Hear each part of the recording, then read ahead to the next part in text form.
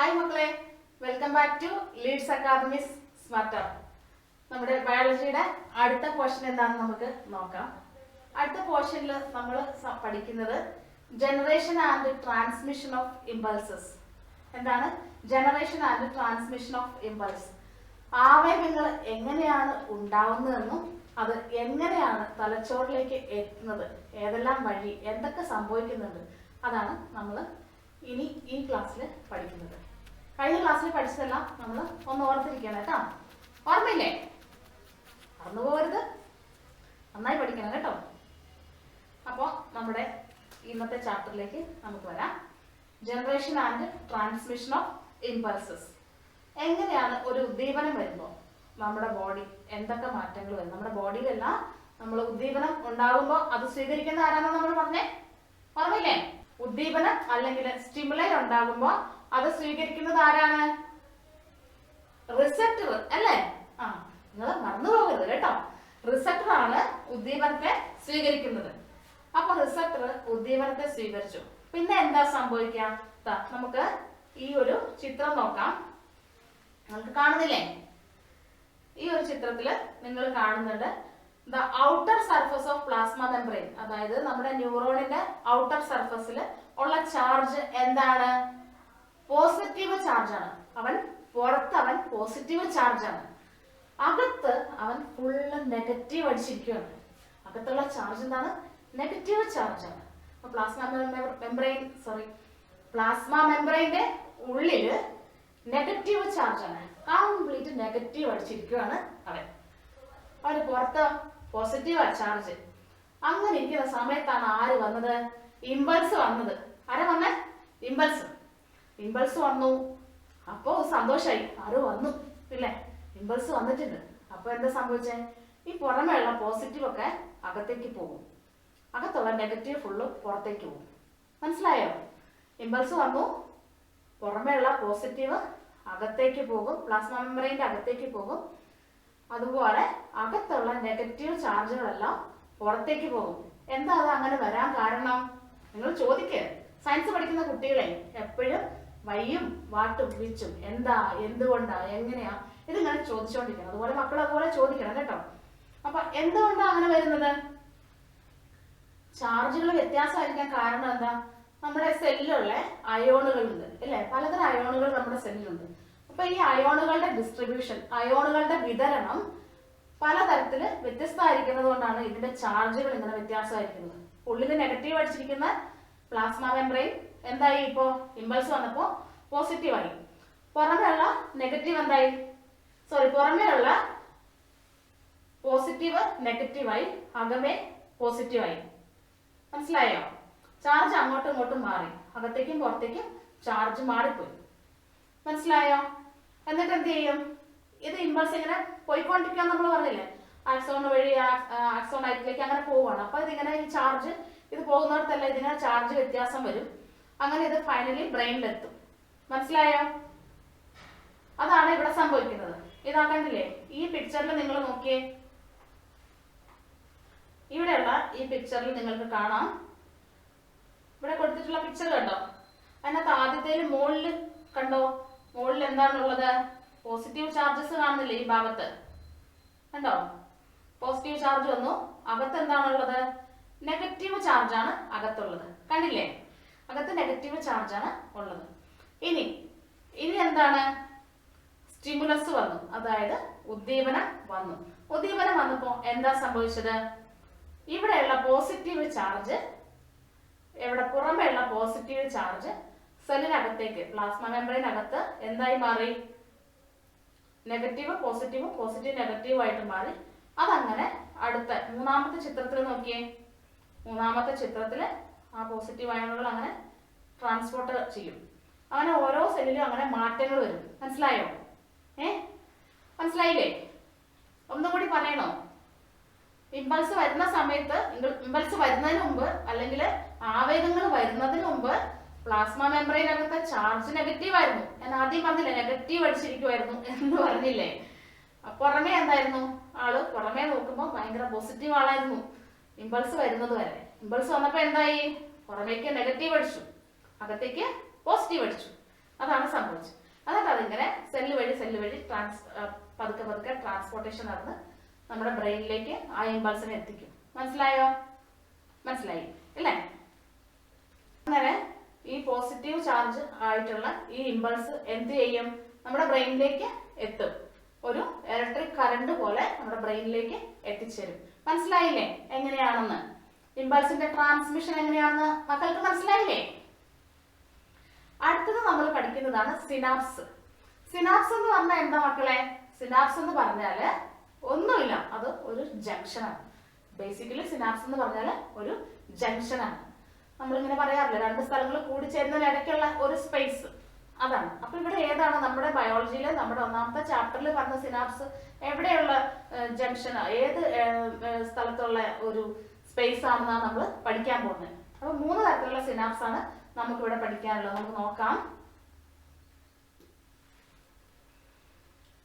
ഇതാ കേട്ടോ, synapse is A junction between 2 neurons. 2 ന്യൂറോണുകൾ തമ്മിൽ ഇടയ്ക്കൊരു സ്പേസ് ഉണ്ടാവും. ആ സ്പേസിനെ നമുക്ക് എന്ത് വിളിക്കാം?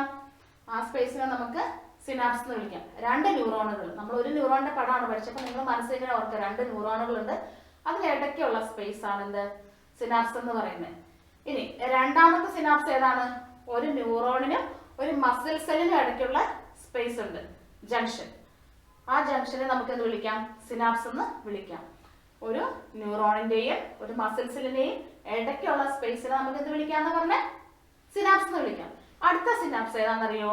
ഒരു ന്യൂറോണിന്റെയും ഒരു ഗ്ലാൻഡുലാർ സെല്ലിന്റെയും ഇടയ്ക്കുള്ള സ്പേസിനെയും നമുക്ക് എന്ത് വിളിക്കാം? സിനാപ്സ് എന്ന് വിളിക്കാം. അപ്പൊ നമ്മൾ 3 ടൈപ്പ് സിനാപ്സ് നമ്മൾ പഠിച്ചു അല്ലേ? ഏതൊക്കെയാണ്? ഒന്നാമത്തെ ഏതാണ്?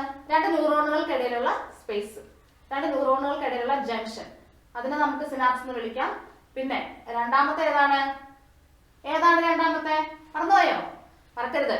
രണ്ടാമത്തേത് ഒരു ന്യൂറോണിന്റെയും ഒരു മസിൽ സെല്ലിന്റെയും ഇടയ്ക്കുള്ള സിനാപ്സ്. മൂന്നാമത്തെ ഏതാണ്? ഒരു ന്യൂറോണിന്റെയും ഒരു ഗ്ലാൻഡുലാർ സെല്ലിനും ഇടയ്ക്കുള്ള ജംഗ്ഷൻ. അപ്പൊ അങ്ങനെ 3 സിനാപ്സ് നമ്മൾ പഠിച്ചു. ക്ലിയർ അല്ലേ? അല്ലേ? അപ്പോ ഇമ്പൾസ് വരുന്ന സമയത്ത് എന്താ സംഭവിക്കുന്നത് അറിയോ? ഇമ്പൾസ് വരുന്ന സമയത്ത് നമ്മൾ പഠിച്ചില്ലേ, ആദ്യം ന്യൂറോണിന്റെ സ്ട്രക്ചർ പഠിച്ചത് ഓർമ്മയുണ്ടോ? ന്യൂറോണിന്റെ സ്ട്രക്ചർ പഠിച്ചപ്പോ സിനാപ്റ്റിക് നോബ് നമ്മൾ പഠിച്ചില്ലേ? സിനാപ്റ്റിക് നോബില് ഈ ഇമ്പൾസ് വരുന്ന സമയത്ത് ചില കെമിക്കൽ സബ്സ്റ്റൻസ് റിലീസ് ചെയ്യും, സെക്രീറ്റ് ചെയ്യും, സ്രവിക്കപ്പെടും. ചില കെമിക്കലുകൾ റിലീസ് ചെയ്യും. ആ കെമിക്കലുകളെ പറയുന്ന പേരാണ്, ആ കെമിക്കൽ സബ്സ്റ്റൻസസിനെ പറയുന്ന പേരാണ് എന്ത്? നാഡീയ പ്രേഷകങ്ങൾ എന്ന് പറയും. അല്ലെങ്കിൽ എന്ത് പറയും? ന്യൂറോ ട്രാൻസ്മിറ്റർ എന്ന് പറയും. മനസ്സിലായോ? ന്യൂറോ ട്രാൻസ്മിറ്റർ അല്ലെങ്കിൽ നാഡീയ പ്രേഷകങ്ങൾ എന്ന് പറയും. അപ്പോ ഈ ന്യൂറോ ട്രാൻസ്മിറ്റർ എന്താ ചെയ്യുന്നത്? തൊട്ടടുത്തുള്ള ഡെൻഡ്രൈറ്റിനെ സ്റ്റിമുലേറ്റ് ചെയ്യും. തൊട്ടടുത്തുള്ള ഡെൻഡ്രൈറ്റിനെ സ്റ്റിമുലേറ്റ് ചെയ്ത് ആ ഇമ്പൾസിനെ അതുപോലെ പാസ് ചെയ്ത് കൊണ്ടുപോകും. മനസ്സിലായോ? ഇമ്പൾസിനെ പാസ് ചെയ്താണ് അത് അങ്ങനെ തലച്ചോറിലേക്ക് ആ ഇമ്പൾസിനെ എത്തിക്കുന്നത്. ഈ ന്യൂറോ ട്രാൻസ്മിറ്റർ അതിനകത്തൊരു പ്രധാന പങ്ക് വഹിക്കുന്നുണ്ട്. മനസ്സിലായില്ലേ? അടുത്തത് നമുക്ക് പഠിക്കാനുള്ളതാണ് ഡിഫറെന്റ് ടൈപ്സ് ഓഫ് ന്യൂറോൺസ്. 2-3 തരത്തിലുള്ള ന്യൂറോണുകൾ നമുക്ക് പഠിക്കാനുണ്ട്. അവരുടെ ഫങ്ഷൻ അനുസരിച്ച്, അവർ ചെയ്യുന്ന ഡ്യൂട്ടി അനുസരിച്ച് നമുക്ക് ന്യൂറോണിനെ 3 ആയിട്ട് തരംതിരിക്കാം. എത്രയായിട്ട് തിരിക്കാം? 3 ആയിട്ട്. മറന്നുപോയത്. അപ്പൊ ഒന്നാമത്തെ ഏതാണ്? ഒന്നാമത്തെയാണ് സെൻസറി നെർവ് എന്ന് പറയും. സെൻസറി നെർവ് എന്ന് പറഞ്ഞാൽ എന്താണ്? അല്ലെങ്കിൽ സംവേദ നാഡി എന്ന് നമ്മൾ മലയാളത്തിൽ പറയും. സംവേദം വഹിച്ചുകൊണ്ട് പോവുകയാണ് ചെയ്യുന്നത്. അപ്പൊ എവിടുന്ന് ഉള്ള ഇമ്പൾസിനെയാണ് കൊണ്ടുവന്നത്, അതിന്റെ പ്രത്യേകത എന്താണെന്നാണ് നമ്മൾ ഇനി നോക്കാൻ പോകുന്നത്. അപ്പോ സെൻസറി ന്യൂറോൺ എന്തുകൊണ്ടാണ് ഉണ്ടാക്കിയിരിക്കുന്നത്? സെൻസറി നെർവ് ഫൈബറുകൾ കൊണ്ടാണ് ഉണ്ടാക്കിയിരിക്കുന്നത്. സംവേദനാഡി ഉണ്ടാക്കിയിരിക്കുന്നത് സെൻസറി നെർവ് ഫൈബറുകൾ കൊണ്ടാണ് ഉണ്ടാക്കിയിരിക്കുന്നത്. അപ്പൊ നെർവ് ഫൈബർ എന്താണെന്ന് മക്കൾ ചോദിക്കുന്നുണ്ടാവും അല്ലെ? എന്താ ഈ നെർവ് ഫൈബർ എന്ന് പറഞ്ഞാല്? കുറെ ആക്സോണുകൾ കൂടിച്ചേർന്നിട്ട് ഉള്ള ഒരു ഭാഗമാണ് നെർവ് ഫൈബർ. മനസ്സിലായോ? കുറെ ആക്സോണുകൾ കൂടിച്ചേർന്നിട്ടുള്ള ഒരു ഭാഗമാണ് നെർവ് ഫൈബർ. അപ്പൊ ഇങ്ങനെയുള്ള സെൻസറി നെർവ് ഫൈബറുകൾ വഴി സെൻസറി നെർവ് ഫൈബറുകൾ കൂട്ടിച്ചേർത്ത് ഉണ്ടാക്കിയിട്ടുള്ളതാണ് സെൻസറി നെർവ്. എന്താണ് സെൻസറി നെർവ് ചെയ്യുന്നത്? നമുക്ക് നമ്മുടെ ബോഡിയിൽ പല ഭാഗത്തും ഇമ്പൾസ് ഉണ്ടാവുന്നുണ്ട്. ചെവിയില് ശബ്ദം ഉണ്ടാവുന്നുണ്ട്, കണ്ണില് കാഴ്ചയുടെ പ്രകാശം ലൈറ്റ് വരുന്നുണ്ട്, അതേപോലെ ടച്ച് വരുന്നുണ്ട്, നാവില് ടേസ്റ്റ് വരുന്നുണ്ട്, സ്മെല്ല് വരുന്നുണ്ട്. പല ഇമ്പൾസും നമുക്ക് ഒരേ സമയം കിട്ടുന്നുണ്ടാവും അല്ലെ? ഈ ഇമ്പൾസുകളെ നമ്മുടെ ബോഡിയുടെ പല ഭാഗങ്ങളിലാണല്ലോ ഇമ്പൾസ് ഉണ്ടാകുന്നത് കിട്ടുന്നത്. അതിനെ എന്ത് ചെയ്യും? അതിനെ ബ്രെയിനിലേക്ക് കൊണ്ടുപോകുന്ന ആളാണ് ആര്? ആര്? ആരാ? Sensory nerve. മനസ്സിലായോ? അപ്പോ ബോഡിയുടെ പല ഭാഗത്തുനിന്നും, നമ്മുടെ ശരീരത്തിന്റെ പല ഭാഗത്തുനിന്നും ഉള്ള ഇമ്പൾസിനെ ബ്രെയിനിലേക്ക് കൊണ്ടുപോവുകയാണ് സെൻസറി നെർവ് അല്ലെങ്കിൽ സംവേദനാഡി ചെയ്യുന്നത്. മനസ്സിലായില്ലേ?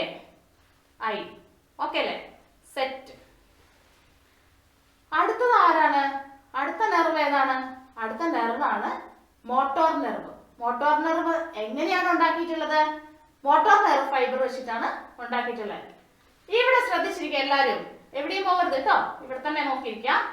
മോട്ടോർ നെർവ് ഉണ്ടാക്കിയിട്ടുള്ളത് മോട്ടോർ നെർവ് ഫൈബർ വെച്ചിട്ടാണ് ഉണ്ടാക്കിയിട്ടുള്ളത്. അപ്പോൾ എന്താണ് ഈ മോട്ടോർ നെർവ് ചെയ്യുന്നത്? മോട്ടോർ നെർവിനെ നമ്മൾ മലയാളത്തിൽ എന്താ പറയാ? പ്രേരക നാഡി എന്നാണ് പറയുന്നത്. പ്രേരണ കൊടുക്കുന്നത്. അപ്പൊ അത് എവിടെ നിന്നായിരിക്കും വരിക? എവിടെ നിന്നായിരിക്കും വരിക? പ്രേരകം. അപ്പൊ എവിടെ നിന്ന് വരുന്നതായിരിക്കും? ബ്രെയിനിൽ നിന്ന് ശരീരത്തിന്റെ പല ഭാഗങ്ങളിലേക്ക് വരുന്നതാണ് ആര്? ഇമ്പൾസിനെ കൊണ്ടുവരുന്നതാണ് ആര്? Motor nerve. മനസ്സിലായോ? ആയി അല്ലേ? ഒന്നും കൂടി പറയാം. മോട്ടോർ നെർവ് ഉണ്ടാക്കിയിട്ടുള്ളത് മോട്ടോർ നെർവ് ഫൈബറുകൾ കൊണ്ടാണ്. എന്താണ് അതിന്റെ ഫങ്ഷൻ? നമ്മുടെ തലച്ചോറിൽ നിന്ന് മറ്റുള്ള ശരീരഭാഗങ്ങളിലേക്ക്, ഓരോ ശരീരഭാഗങ്ങളിലേക്കും ഇമ്പൾസിനെ കൊണ്ടുവരികയാണ് മോട്ടോർ നെർവ് ചെയ്യുന്നത്. മനസ്സിലായില്ലേ? മോട്ടോർ നെർവ് അല്ലെങ്കിൽ എന്താ പറയാ? പ്രേരക നാഡി, പ്രേരണ കൊടുക്കുന്ന ആള്. മനസ്സിലായില്ലേ? സെറ്റ്. അടുത്തതാണ് എന്ത്? മൂന്നാമത്തെ നെർവാണ് മിക്സഡ് നെർവ്. മിക്സഡ് എന്ന് പറയുമ്പോൾ തന്നെ നമുക്കറിയാം അല്ലേ, കൂടിക്കുഴഞ്ഞിട്ടുള്ള, മൊത്തത്തില് കൂടിക്കുഴഞ്ഞിട്ടുള്ള നെർവാണ് ഏത്? Mixed nerve. അപ്പൊ എന്തൊക്കെ ചെയ്യും? നമ്മളിപ്പോ രണ്ടെണ്ണം പഠിച്ചില്ലേ? ഏതൊക്കെയായിരുന്നു പഠിച്ചേ? സെൻസറി പഠിച്ചു, മോട്ടോർ നെർവും പഠിച്ചു. അപ്പൊ ഇതിനകത്ത് രണ്ടും ഉണ്ട്, സെൻസറിയും ഉണ്ട്, മോട്ടോറും ഉണ്ട്. സെൻസറി നെർവും മോട്ടോർ നെർവും കൂടെ കൂടി ചേർന്നതാണ് ഏത്? മിക്സഡ് നെർവ് അല്ലെങ്കിൽ സമ്മിശ്ര നാഡി എന്ന് പറയുന്നത്. മനസ്സിലായോ? മനസ്സിലായോ? ആയി. അപ്പൊ എന്താണ് സമ്മിശ്ര നാഡി ചെയ്യുന്നത്? സമ്മിശ്ര നാഡി എന്താ ചെയ്യുന്നത്? രണ്ട് കാര്യങ്ങൾ ചെയ്യും. നമ്മൾ നേരത്തെ പറഞ്ഞ പോലെ ഒരാൾ ചെയ്യുന്നത്, സെൻസറി ചെയ്യുന്നത് എന്താ? തലച്ചോറിലേക്ക് കൊണ്ടുപോകുന്നു. മോട്ടോർ നെർവ് ചെയ്യുന്നത് എന്താണ്? തലച്ചോറിൽ നിന്നുള്ള ഇമ്പൾസിനെ കൊണ്ടുവരുന്നു. അതേപോലെ മിക്സഡ് നെർവ് എന്താ ചെയ്യുന്നത്? അങ്ങോട്ടും കൊണ്ടുപോകും, ഇങ്ങോട്ടും കൊണ്ടുവരും. അതായത് തലച്ചോറിലേക്കുള്ള ഇമ്പൾസിനെ കൊണ്ടുപോകും, തലച്ചോറിൽ നിന്ന് ഉള്ള ഇമ്പൾസിനെ ശരീരഭാഗങ്ങളിലേക്ക് കൊണ്ടുവരികയും ചെയ്യും. മനസ്സിലായില്ലേ? മൂന്ന് ടൈപ്പ് നെർവുകൾ ഏതൊക്കെയാണ്? Sensory, motor and mixed. Sensory ചെയ്യുന്നത് തലച്ചോറിലേക്ക് ഉള്ള ഇമ്പൾസിനെ കൊണ്ടുപോകുന്നു. മോട്ടോർ നെർവ് എന്താ ചെയ്യുന്നത്? തലച്ചോറിൽ നിന്ന് ഉള്ള ഇമ്പൾസിനെ കൊണ്ടുവരുന്നു. From brain to different part. പിന്നെ മൂന്നാമത്തെ ഏതാണ്? സമ്മിശ്ര നാഡി അല്ലെങ്കിൽ mixed nerve. To and from, മുകളിലേക്കും താഴേക്കും. അതായത് തലച്ചോറിലേക്കും തലച്ചോറിൽ നിന്നും ഉള്ള ഇമ്പൾസിനെ കൊണ്ടുവരുന്നതാണ് ആര്? സമ്മിശ്ര നാഡി. മനസ്സിലായില്ലേ? ഓക്കെ. ഇനി നമുക്ക് പഠിക്കാനുള്ള ഭാഗമാണ് നെർവസ് സിസ്റ്റം. രണ്ട് ടൈപ്പ് നെർവസ് സിസ്റ്റം ആണ് നമുക്ക് ഉള്ളത്. രണ്ട് ടൈപ്പ് നെർവസ് സിസ്റ്റം ഉണ്ട്.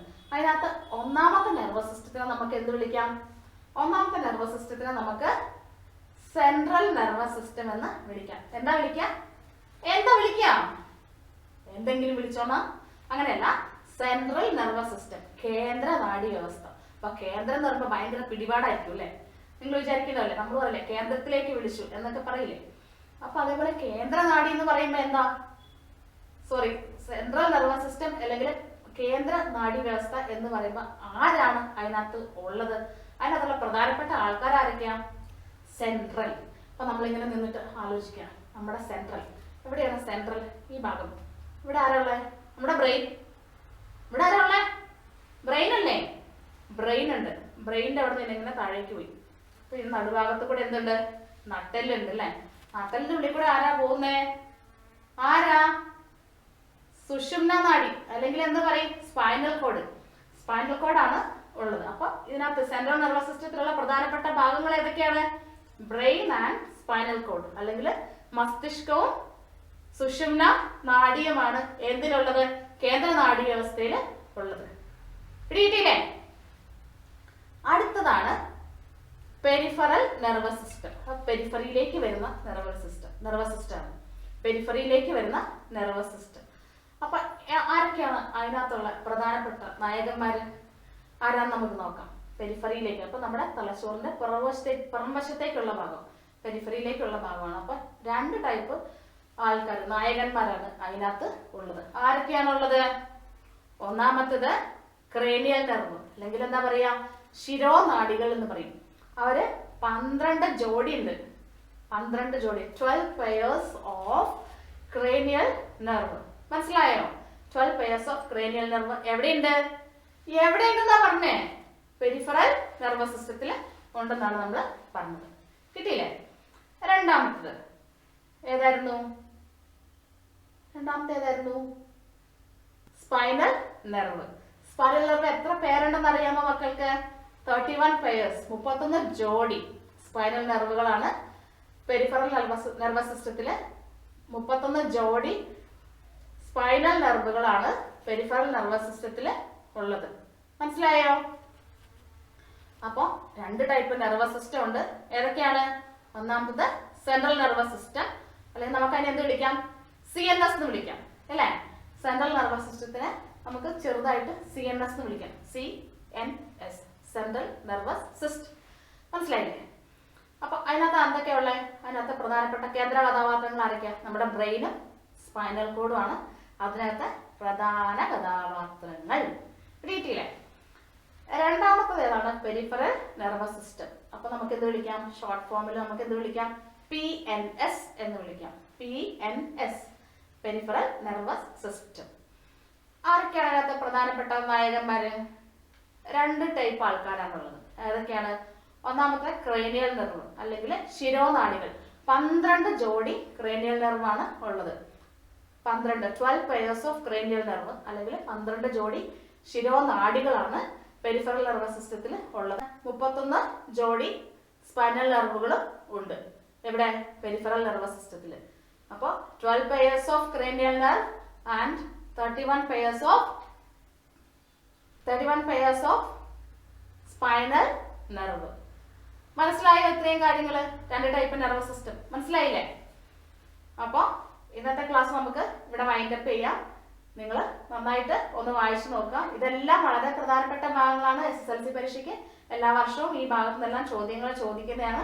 നന്നായിട്ട് ഒന്നുകൂടെ വായിച്ച് വീഡിയോ കണ്ടിട്ടൊക്കെ ഒന്നുകൂടെ നന്നായിട്ട് കാര്യങ്ങൾ തറവാക്കി വെക്കുക കേട്ടോ. Thank you. ബൈ.